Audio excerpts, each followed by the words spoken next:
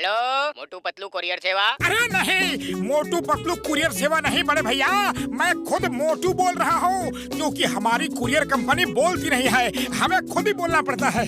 अरे मोटू मजाक मत करो, किसी क्लाइंट का फोन है, लाओ मुझे दो।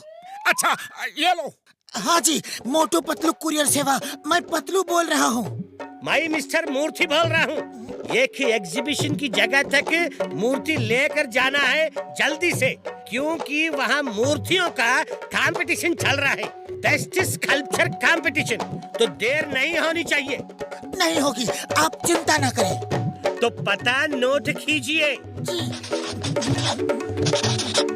Okay okay, thank you sir, हम अभी आए। मोटू पतलू